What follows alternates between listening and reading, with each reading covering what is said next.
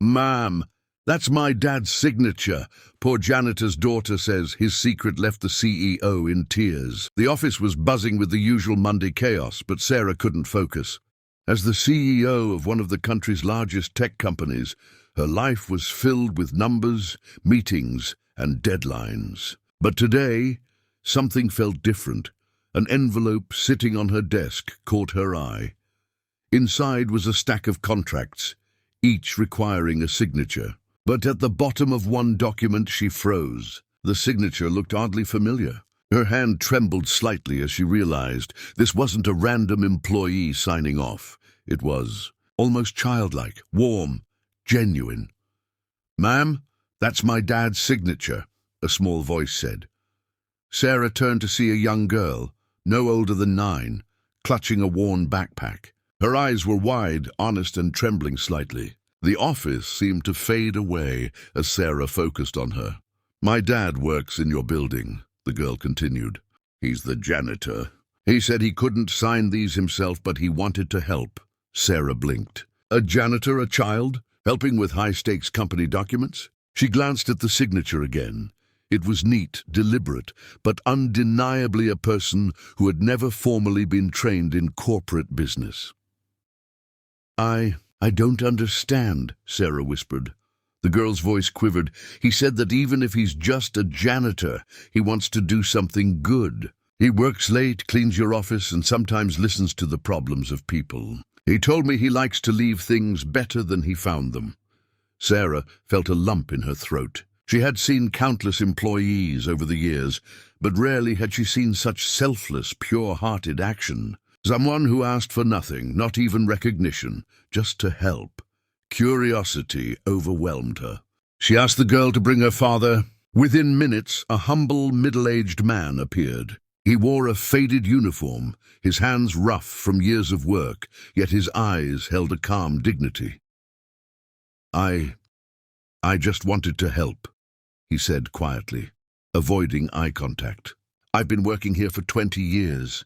And I've seen people struggle. If I can make a small difference, I try to." Sarah's chest tightened.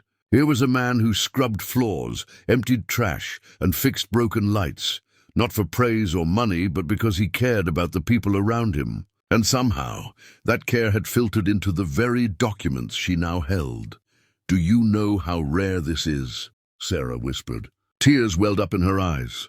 "You've been helping the company and the people in it without anyone ever noticing."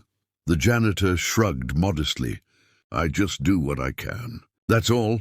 Sarah realized that the signature, the act of helping, wasn't about legal papers or corporate protocol.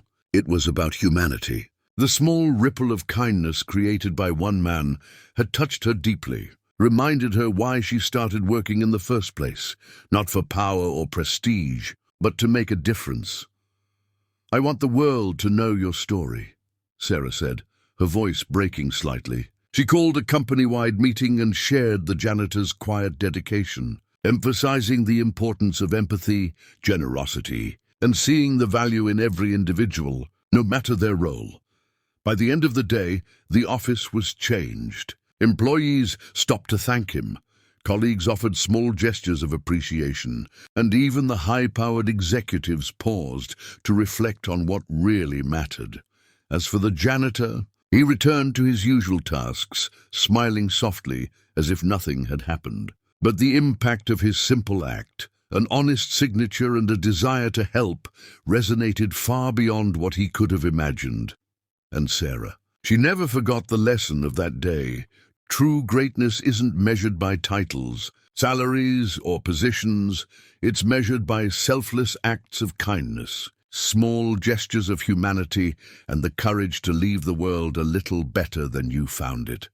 Sometimes, a signature isn't just ink on paper. It's a reminder that even the quietest hearts can make the biggest difference. Sarah sat back in her leather chair, staring at the janitor, Mr. Thompson. The office had gone quiet, as if everyone instinctively knew something special was happening. "You know," Sarah said softly, "I've spent years running this company. I've seen people climb the ladder, fight for bonuses, and sometimes forget why we started all this in the first place. She paused, swallowing the lump in her throat. But what you've done, it's reminded me of what really matters.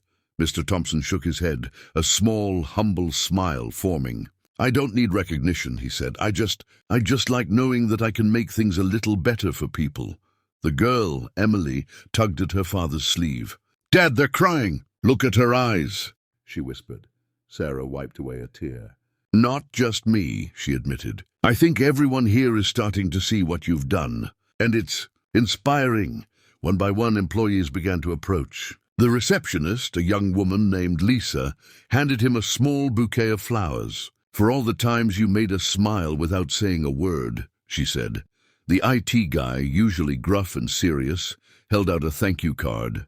You didn't have to fix the copier last week, but you did anyway. Even the CFO, a man known for being stern and practical,